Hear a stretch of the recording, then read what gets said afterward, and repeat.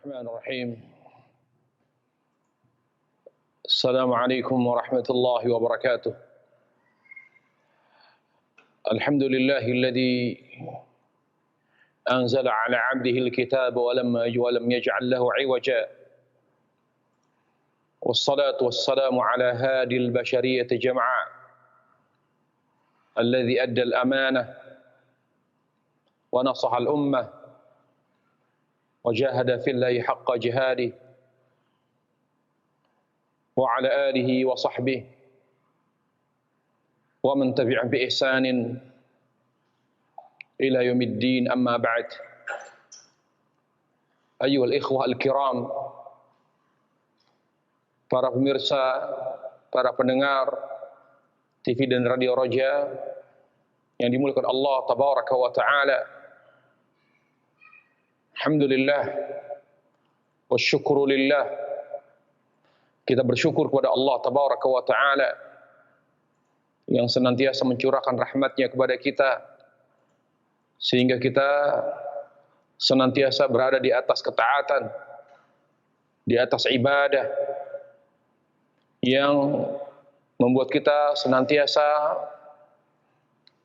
terarah kepada akhirat, yang membuat kita senantiasa istiqamah di atas jalan Allah Tabaraka wa Ta'ala.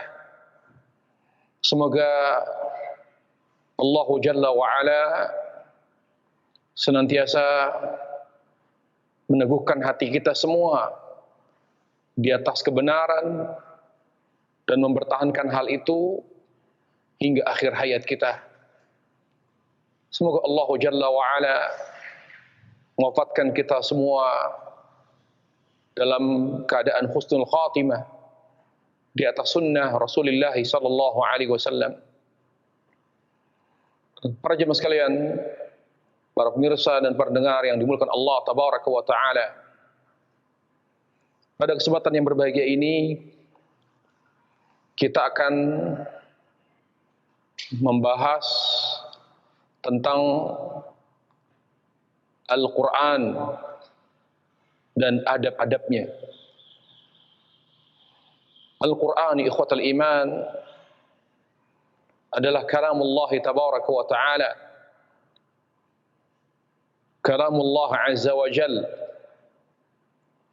al-muta'abbad bitilawatih, firman Allah Subhanahu wa Ta'ala yang mana membacanya adalah ibadah. Baca ayat Al-Quranul Karim adalah ibadah. Dan itulah perbedaan antara Al-Quran, atau di antara hal yang membedakan antara Al-Quran dengan hadis qudsi, yaitu di antara perbedaannya Al-Quranul Karim membacanya ibadah, dihitung per huruf, ya, dihitung per huruf oleh Allah Tabaraka wa Ta'ala.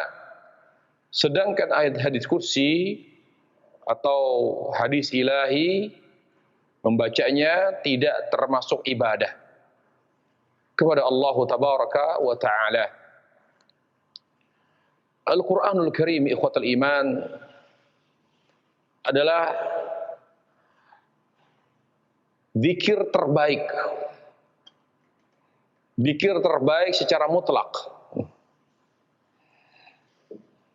Ketika Allah Jalla wa Ala menyebutkan kata zikir, maka makna yang pertama adalah Al-Quranul Karim. Adalah Al-Quranul Karim. Misalnya Allah Subhanahu wa Ta'ala berfirman, "Ala bidzikrillahi tatmainnul qulub." Dengan berzikir kepada Allah, ketahuilah dengan berzikir kepada Allah maka hati akan tenang. Maka zikir yang maksud adalah baca Quran.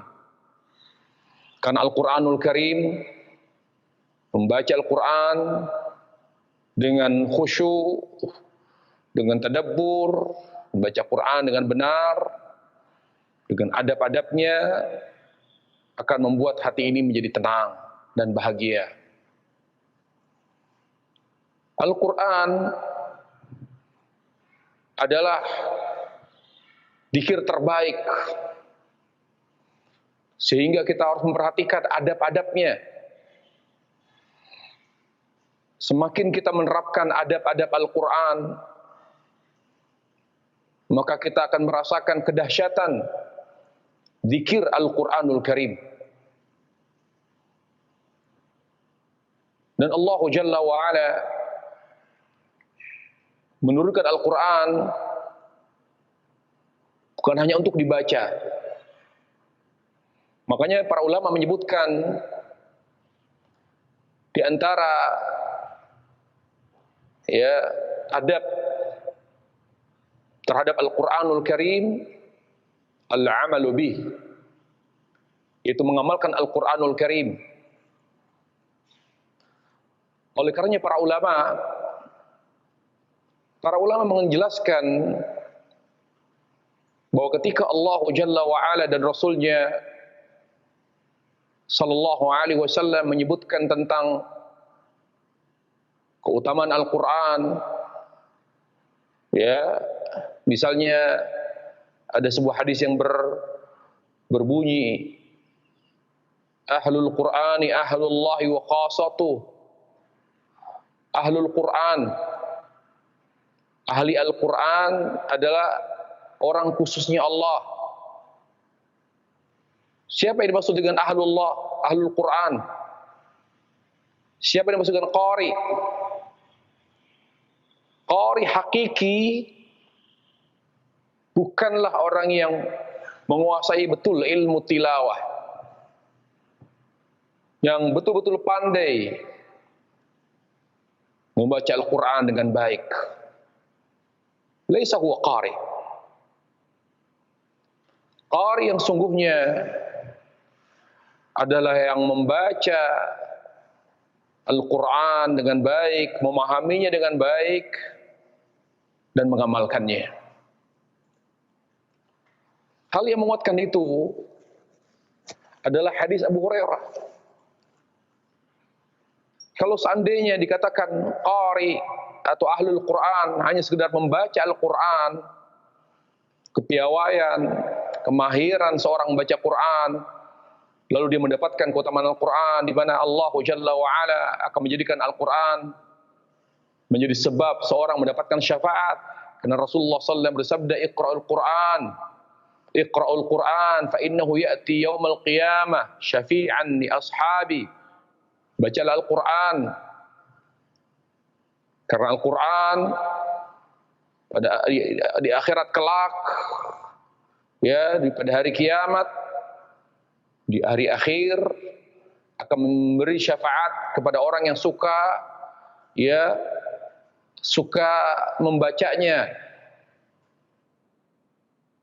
Makna dari qari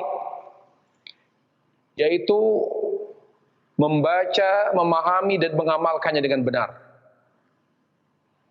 Al-fadail, fadail a'mal manutatun bil ikhlas wal mutaba'ah. Ini kaidah ikhwatal iman rahimani wa rahimakumullah. Semua keutamaan amal, hal ini ditegaskan oleh Syekhul Islam Ibnu Taimiyah rahimahullahu taala. Semua keutamaan amal tidak akan diraih oleh seorang di dunia terlebih di akhirat kecuali ia mengamalkannya, kecuali ia mengamalkan amalan tertentu dengan ikhlas dan sesuai dengan petunjuk Rasulullah sallallahu alaihi wasallam. Dan petunjuk Rasulullah sallallahu alaihi wasallam dalam hal Al-Qur'an, Rasulullah sallallahu tidak hanya membaca Al-Qur'an, beliau bahkan mengamalkan Al-Quranul Karim. Jadi tidak dikatakan qari kalau hanya pandai membaca Al-Quran. Kaifa yuqalu qari wa huwa qara Al-Quran wa yuqalu bima fihi Al-Quran. Bagaimana dikatakan qari yang Allah Jalla wa ala banggakan, yang Rasulullah sallallahu alaihi wasallam puji dengan setinggi-tinggi pujian, sementara ia membaca ayat-ayat yang bertentangan dengan amalnya.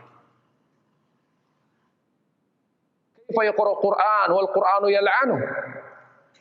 Bagaimana dia menjadi dikatakan seorang qari, dia membaca Quran, sementara Al-Quran melaknatnya. Misalnya dia pandai baca Quran, tapi dia seorang yang zalim. Dia membaca ayat Al-Quran, ala la'natullah 'alal zalimin. Ketahuilah, laknat Allah berlaku bagi orang-orang yang zalim. Wa huwa yaqra'ul Quran wal Qur'anu yal'anu. Dia baca Quran, sementara Al-Quran melaknatnya. Jadi jelas sekali ikhwatal iman.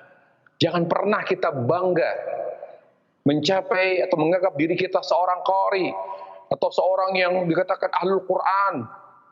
Di mujarrad tilawah, hanya sekedar membacanya saja, pandai membaca, menghafalnya. La.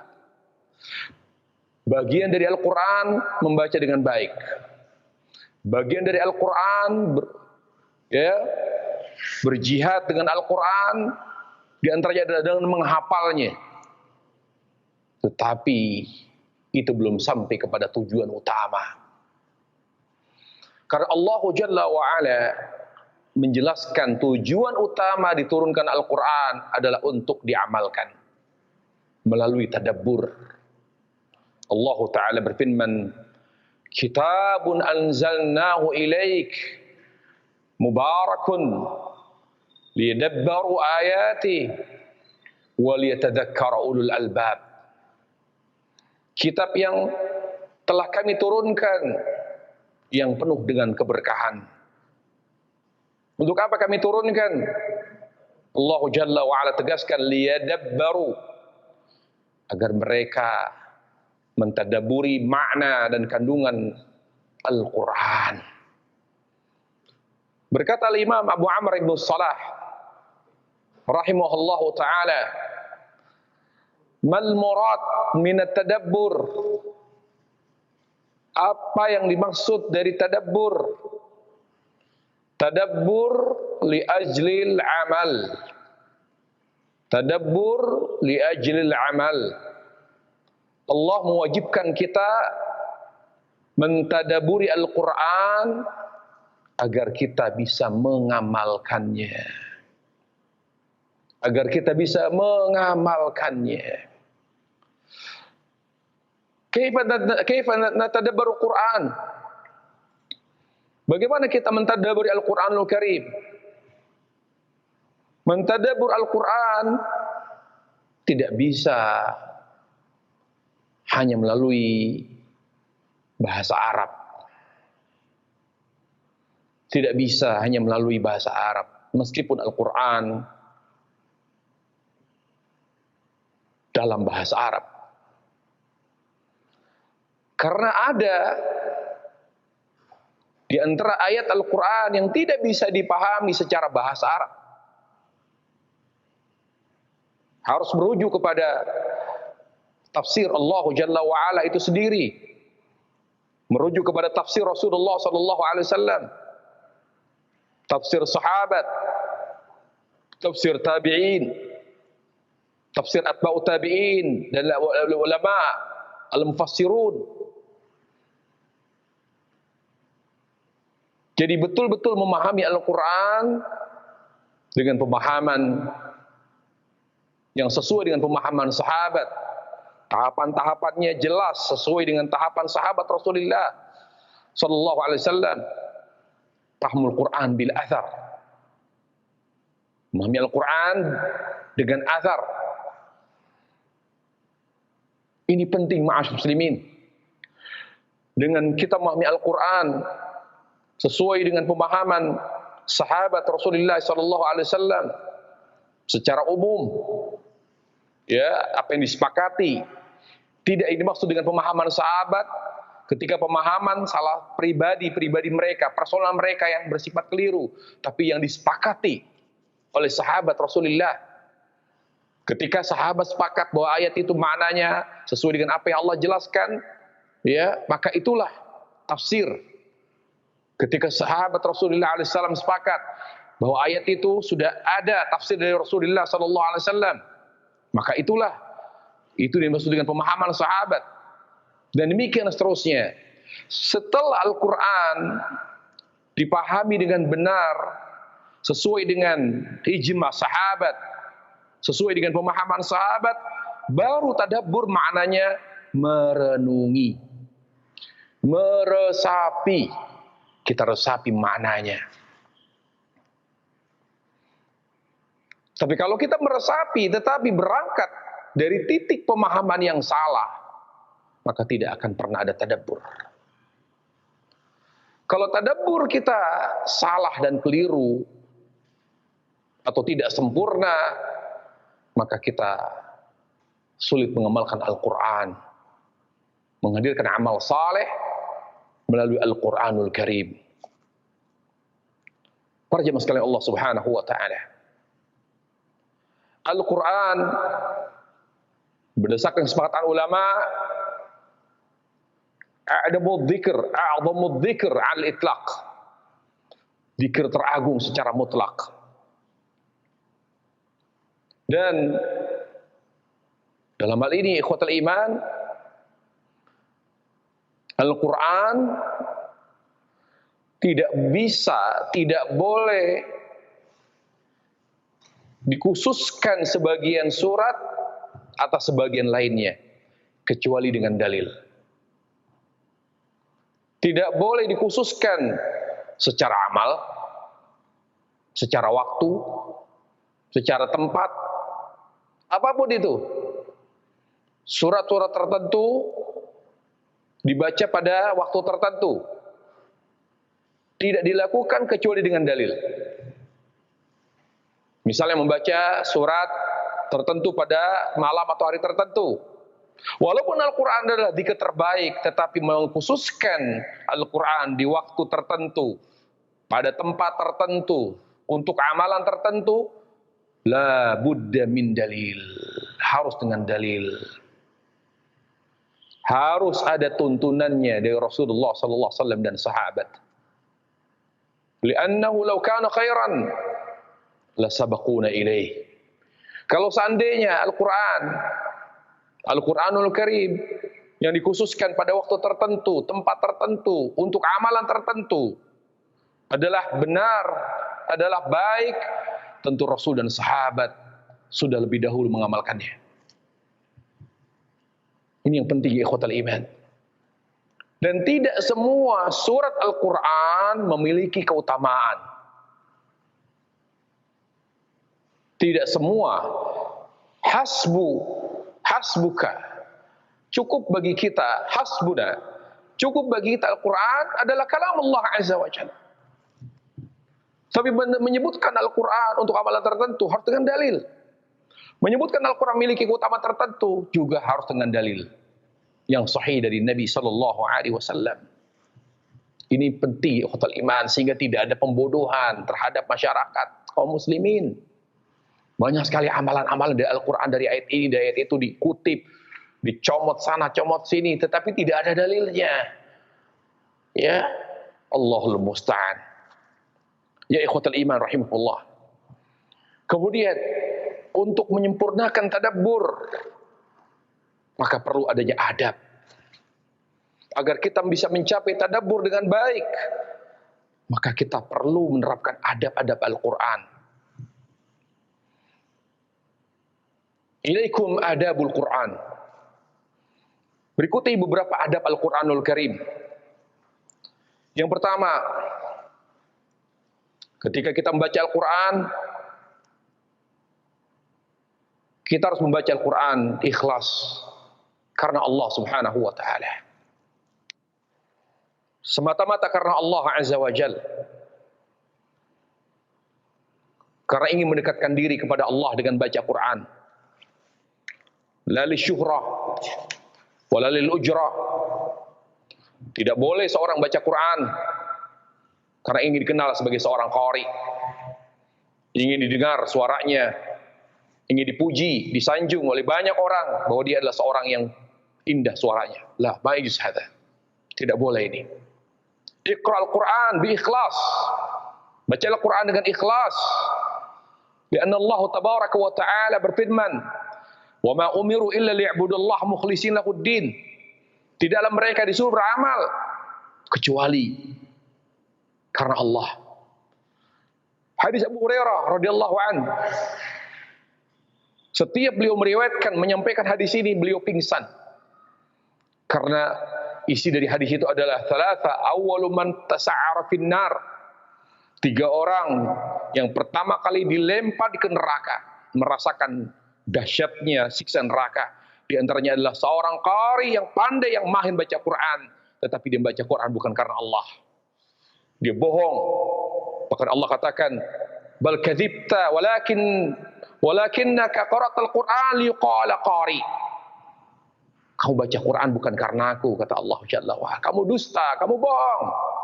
Kamu baca Quran hanya ingin dikenal oleh banyak orang sebagai qari. Dan jangan pernah baca Quran, jangan pernah hidup dari Al-Quran. Jangan pernah hidup dari Al-Quran. Seorang imam rawatib menuntut gaji. Bolehkah seorang imam rawatib menuntut gaji? Tajus. Tidak boleh, ikhwatul iman. Dia tidak boleh menuntut gaji, dia tidak boleh meminta dinaikkan gajinya. Kalau memang dia ikhwatul iman, ikhlas lillah azza wa jalla. Antum bisa memiliki kemampuan baca Quran, antum hafal Al-Quran, lalu antum diminta untuk menjadi imam, maka jadilah antum sebagai imam yang ikhlas. Lalu setelah itu diberi mukafah, diberi hadiah oleh dewan masjid atau takmir masjid atau baitul mal atau apapun itu, maka tidak masalah diterima. Tetapi jangan pernah mengharapkan itu. Tetapi ikhwatul iman yang terpenting adalah seorang imam harus bekerja, mencari mata pencarian dari cara yang lain, ya, untuk menghindari ketidakikhlasan dalam baca Quranul Karim. Intinya tidak boleh seorang qari hidup dari Al-Quranul Karim. Rasulullah SAW bersabda, "Iqra'ul Quran wa'malu bihi wa la tajbu an, wa la taghlu fihi, wa la ta'kulu bihi, wa la tastakthiru bihi." Bacalah Al-Quran, amalkanlah, janganlah engkau mengabaikan Al-Quran, berlebihan dalam mengamalkannya. Dan Nabi mengatakan, "Wa la ta'kulu bihi," dan jangan pernah makan dari Al-Quran. Apalagi apa? Wala tastakthiru bihi, apalagi memperkaya diri dari Al-Quran. Allahul musta'an. Syekh Abdullah Fauzan berkata, tidak boleh mengambil upah dengan sengaja dari amalan ibadah mahdha, sebab upah akan menghilangkan pahala sama sekali, berdasarkan kesepakatan para ulama, karena Allah tidak menerima amal kecuali kerjakan karena Allah. Tidak setiap amal boleh diniatkan untuk mendapatkan dunia, seperti menjadi imam salat. Lihat kata Syekh Abdullah Fauzan, tidak setiap amal boleh diniatkan untuk mendapatkan dunia, manfaat dunia. Seperti menjadi imam salat, muadzin, dan kaidah. Seluruh ibadah mahdha tidak boleh dengan niat atau sengaja mendapatkan upah darinya. Wallahu ta'ala a'lam bissawab. Ya khutul iman, saya pikir kita akhiri dulu materi kita untuk saat ini. Ya, kita akan lanjutkan insyaallah tentang adab Al-Quranul Karim pada pertemuan berikutnya. Karena saya ingin memberi kesempatan kepada para pemirsa untuk bertanya. Ya, wallahu taala alam. Wabillahi taufiq wal hidayah. Wa sallallahu wasallam wa barak ala nabiyyina Muhammad wa ala alihi wa sahbihi wasallam. Walhamdulillahi rabbil alamin. Baik, khotbah Islam pendengar maupun pemirsa Roja dimanapun Anda berada. Kita masuk ke sesi tanya jawab. Silakan bagi Anda yang ingin bertanya di sesi tanya jawab ini. Ya, halo. Assalamualaikum warahmatullahi wabarakatuh. Waalaikumsalam warahmatullahi wabarakatuh. Dengan siapa, dari mana?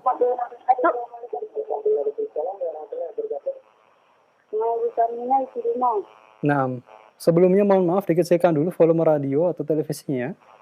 Ya. Dengan Baik. Saminah Cirinong. Baik, silakan Ibu.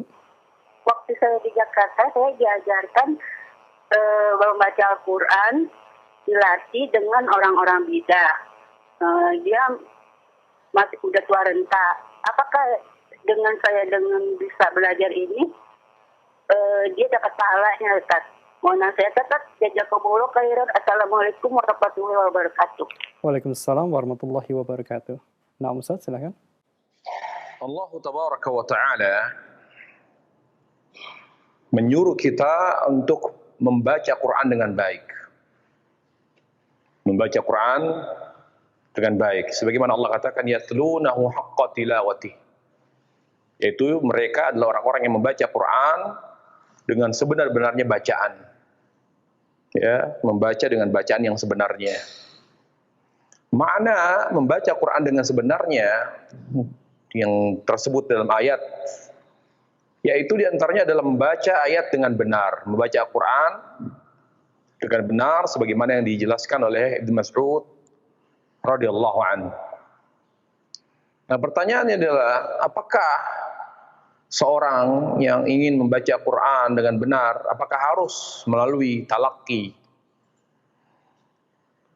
Ya, harus melalui guru atau ustadz begitu. Ini masalah hasil sebetulnya. Yang penting hasilnya seperti apa, prosesnya seperti apa.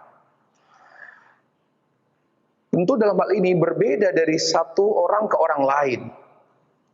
Tapi kalau dikatakan secara mutlak bahwa seorang ingin membaca Quran dengan baik, minimal sudah menghatam, baca Al-Quran ya, sampai hatam di hadapan ustadz. Kalau itu yang membuat seorang menjadi benar bacaannya dengan disimak, nah berarti dia wajib. Karena kemampuan dia membacanya kurang, daya tangkapnya kurang, ya, dia susah mengucapkan makhraj.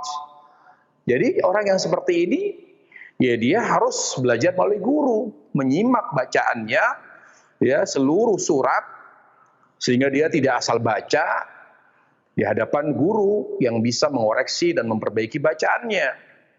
Adapun apabila seorang bisa membaca Quran dengan menyimak dari TV-TV sunnah, dari radio-radio sunnah, dari YouTube misalnya, dia ikuti, dia perhatikan makhraj, cara mengucapkannya, panjang pendeknya, tanpa belajar dari guru, maka itu juga tidak ada masalah, tergantung kepada orang masing-masing.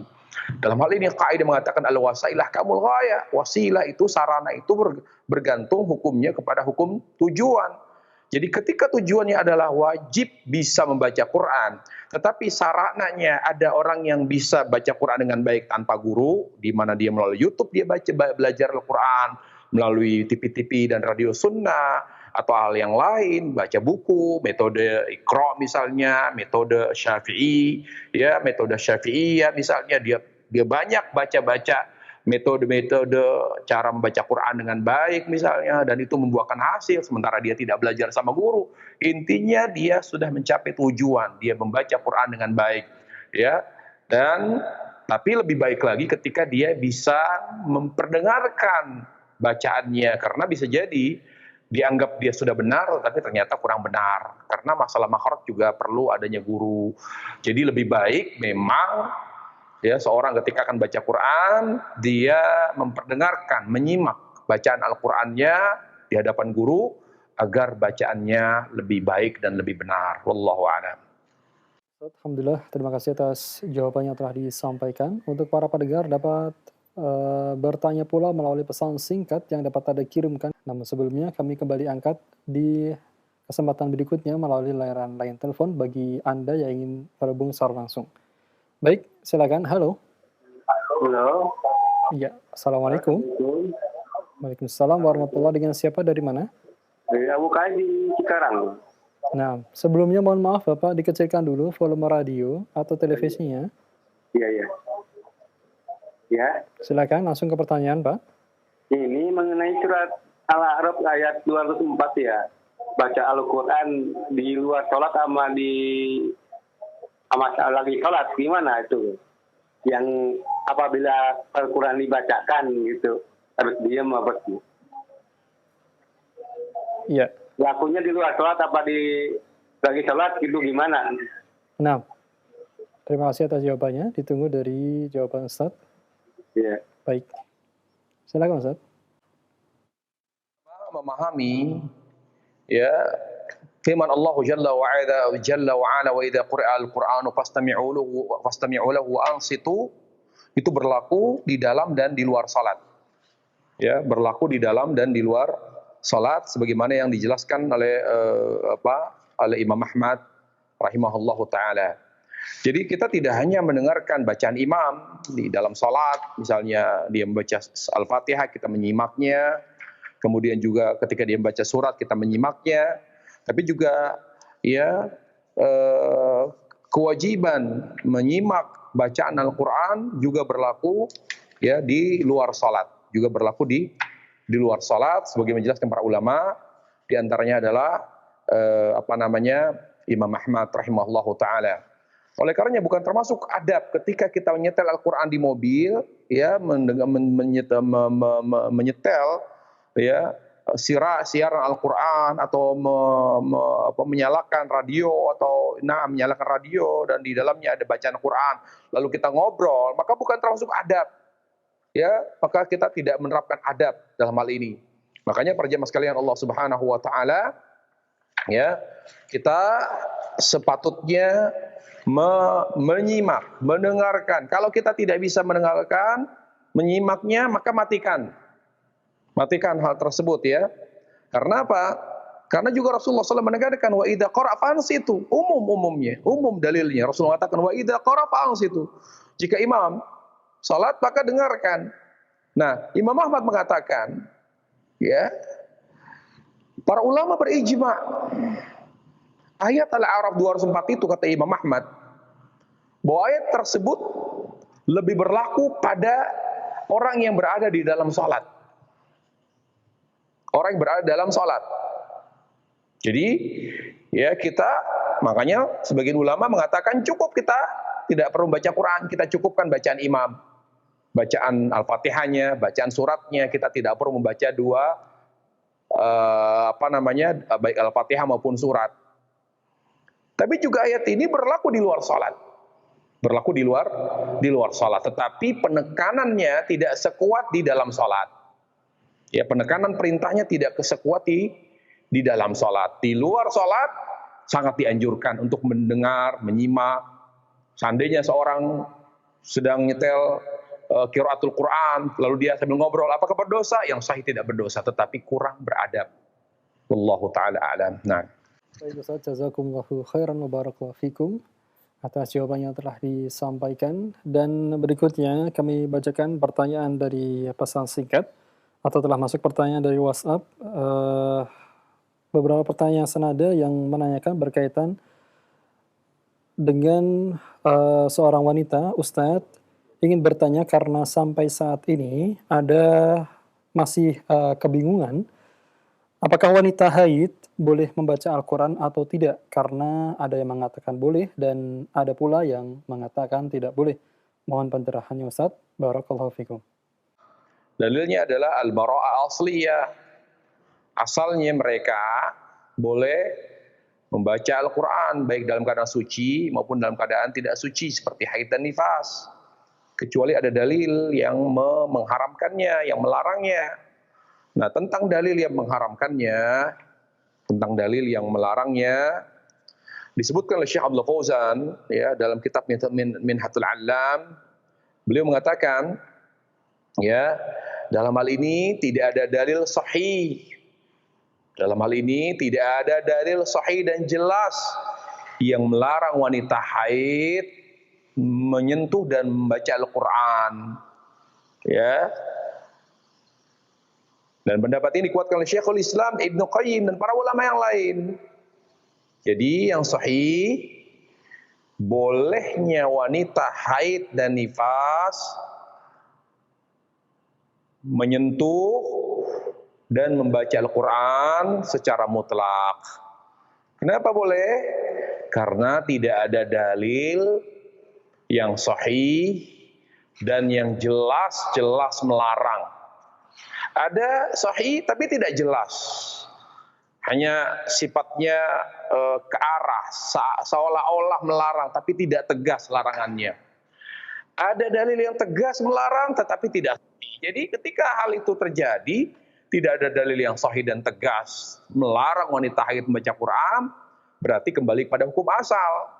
Hukum asalnya mereka boleh baca Al-Quran kecuali ada dalil yang melarangnya, baik dalam keadaan suci maupun dalam keadaan tidak suci. Wallahu taala a'lam. Nah, Jazakumullahu khairan atas jawaban yang telah disampaikan. Berikutnya masih di pesan singkat seorang ikhwah Bapak Nafi di Semarang yang bertanya, Ustadz ingin bertanya apakah benar setiap malam Jumat membaca surat Al-Kahfi? Syukur atas jawabannya. memang dalam hal ini para ulama hadis ya mempermasalahkan tentang membaca hadis tentang membaca surat Al-Kahfi di malam atau di hari Jumat ya. Apakah sahih hadisnya pengkhususan surat tersebut di malam atau di hari Jumat? Karena jelas sekali hadisnya dalam tentang masalah itu, di mana Rasulullah Sallallahu Alaihi Wasallam ketika menyebutkan tentang keutamaan baca surat Al-Kahfi ya di malam atau di hari Jumat, jelas sekali, yaitu di mana Rasulullah SAW mengatakan barang siapa yang membaca surah Al-Kahfi maka di malam Jumat ya, sebagai misalnya saya bacakan ada dua hadis, man qara'a surat Al-Kahfi kama unzilat kanat lahu nuran min maqami ila Makkah wa maqabi 10 ayat min akhiriha fakharajat dajjal lam yusallat alaihi. Barang siapa yang membaca surah Al-Kahfi persis seperti yang diturunkan, maka baginya cahaya dari tempat ia membaca hingga Mekah. Dan barang siapa membaca 10 ayat surat Al-Kahfi, maka akan terjaga di fitnah Dajjal ketika ia muncul. Kemudian juga hadis man qara'a surat Al-Kahfi yaumal jum'ah adhalahu minan nuri ma bainal jum'atain. Barang siapa membaca surah Al-Kahfi pada hari Jumat, maka Allah akan Allah akan pancarkan cahaya kepadanya di antara dua Jumat. Ya. Kemudian juga hadis Nabi sallallahu alaihi wasallam man qara'a surat Al-Kahfi lailatal jum'ah. Ada hadis bunyinya yaumal jum'ah, ada hadis mengatakan lailatal jum'ah. Man qara'a surat Al-Kahfi lailatal jum'ah adalahu minan nur fi ma bainahu wa bainal baitil atiq. Ya, barang siapa membaca surat Al-Kahfi pada malam Jumat, maka Allah akan pancarkan kepadanya cahaya antara dirinya dan Masjidil Haram. Nah, pertanyaannya, apakah hadis-hadis ini sahih? Nah, hadis ini sahih. Hadis ini sahih. Ya, hadis-hadis yang pertama yaumul Jum'ah ya diriwayatkan oleh Imam Hakim dan Baihaqi dalam sunannya dan disahihkan oleh Syekh Albani dalam Sahihul Jami', jelas sekali man qara'a surat Al-Kahfi yaumul Jum'ah. Barang siapa yang baca surat Al-Kahfi pada hari Jumat, hadis ini sahih, disahihkan oleh Syekh Albani. Kemudian juga barang siapa membaca surah Al-Kahfi pada malam Jumat, diriwayatkan oleh Imam Darimi dalam sunannya dan disahihkan juga oleh Syekh Albani. Jadi para jemaah sekalian, memang ada ya riwayat yang tidak mengkhususkan hari. Jadi hanya memutlakkan siapa yang membaca surat Al-Kahfi pada tidak disebutkan hari Jumat.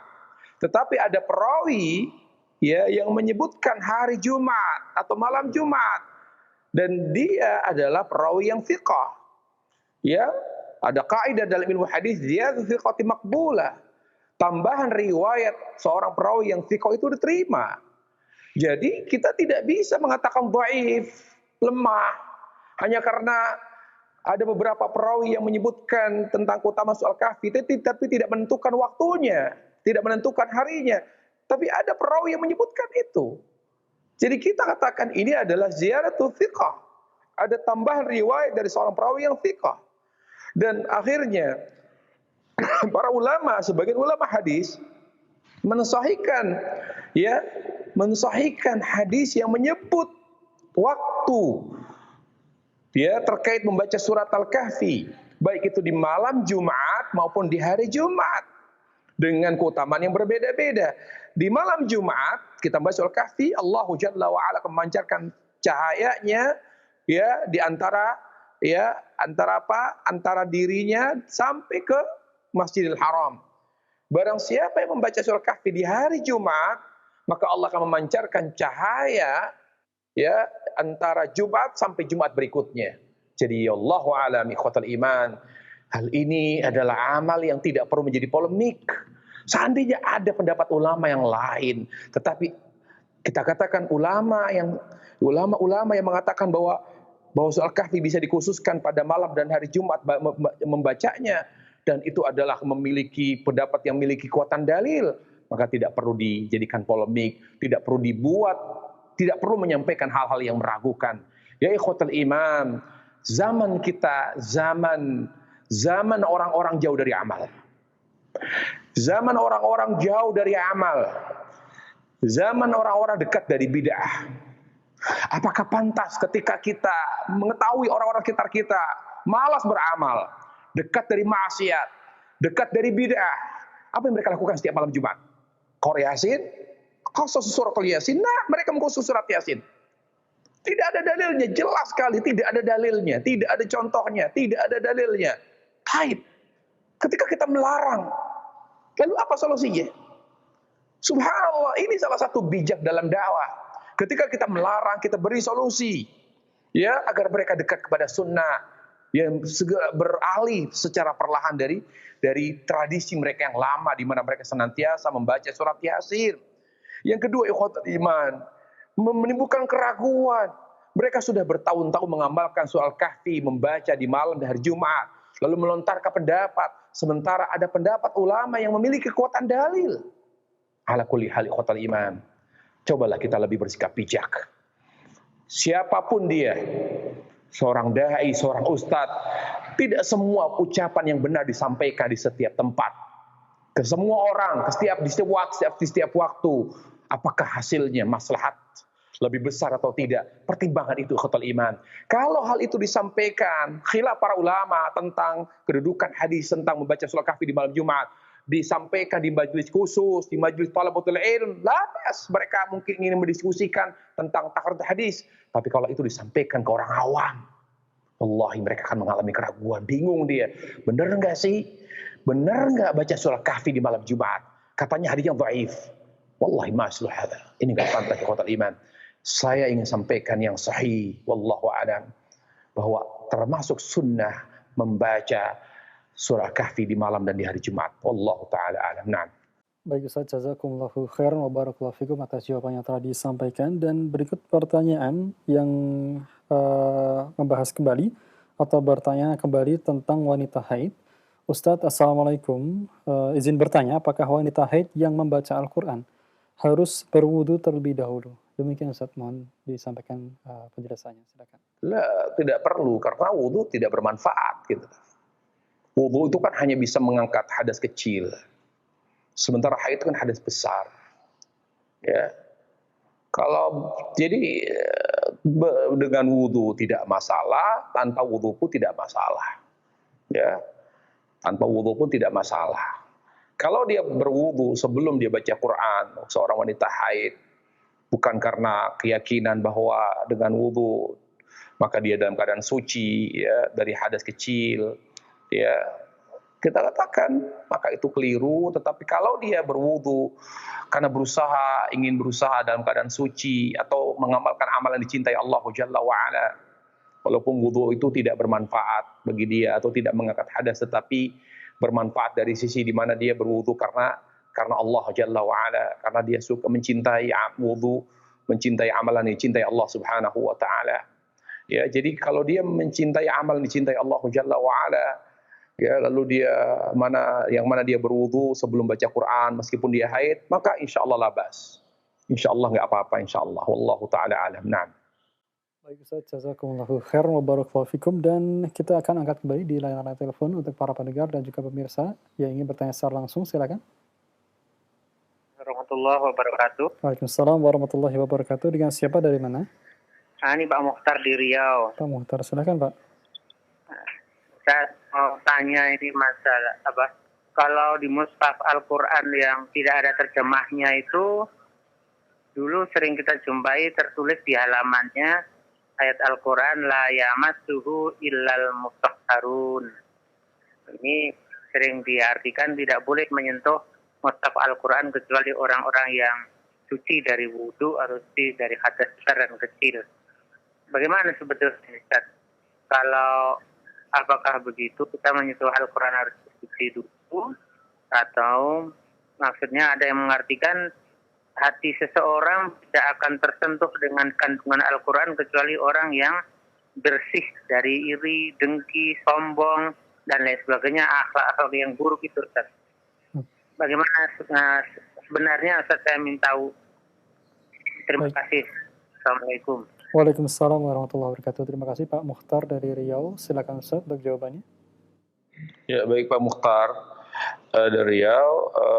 Yang pertama, bahwa apa yang Bapak tanya itu nanti kita akan bahas tentang adab Al-Quran berikutnya, yaitu adab Al-Quranul Karim. Adab membaca Al-Quran adalah dalam keadaan suci ketika membaca Al-Quran. Nah, apakah maksud dengan suci di sini? Ya, apakah maksud dengan suci? Itu nanti kita akan bahas, ya. Kita akan bahas. Insyaallah taala kita akan bahas. Kemudian terkait dengan suci ini maksud bukan hanya suci fisik dari hadas, ya, dan juga dari najis, tetapi juga suci hati. Para ulama tidak pernah ketika mereka membahas tentang suci, la yamassu ilal mutahharun, Al-Qur'anul Karim ketika berbunyi tidak ada yang menyentuhnya kecuali yang disucikan. Para ulama tidak pernah menyinggung yang maksud dengan suci di sini dari penjelasan Al-Qur'an, maksudnya adalah suci hatinya. Mereka hanya mempermasalahkan, ya, khilaf yang terjadi di antara mereka adalah apakah boleh seorang wanita yang tidak suci, yaitu haid karena haid atau nifas, membaca Al-Quran? Apakah boleh seorang yang junub baca Quran?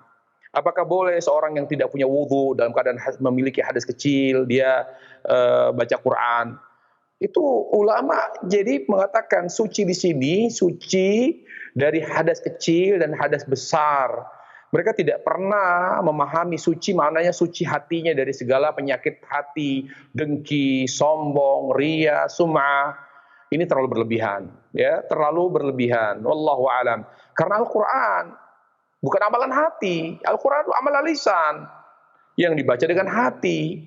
Ya, jadi yang didukung adalah bagaimana ketika baca Quran dia suci dari apa? Dari hadas kecil dan hadas besar. Tidak berkaitan dengan hati. Hati yang dimaksud ketika baca Quran adalah khusyuannya. Fokus ketika dia baca Quran dengan khusyuk, dengan tadabbur, seperti itu. Tapi apakah dia harus bersih dari sombong, sifat? Berapa banyak orang yang tidak suci kalau begitu? Saya termasuk, banyak bahkan mungkin para ulama tidak lepas dari sifat dengki. Bahkan kata Ibnu Abbas radhiyallahu an, innal ulama ghira ashaddu min at-taish. Para ulama itu memiliki kecemburuan terhadap ulama yang lain melebihi kecemburuannya burung merak. Berarti mereka juga tidak suci dong. Berarti tidak boleh baca Quranul Karim. Saya kira ini pemahaman yang terlalu melebar, ya. Intinya adalah suci dimaksud ketika baca Quran, suci dari hadas kecil dan hadas besar. Wallahu a'lam. Nah.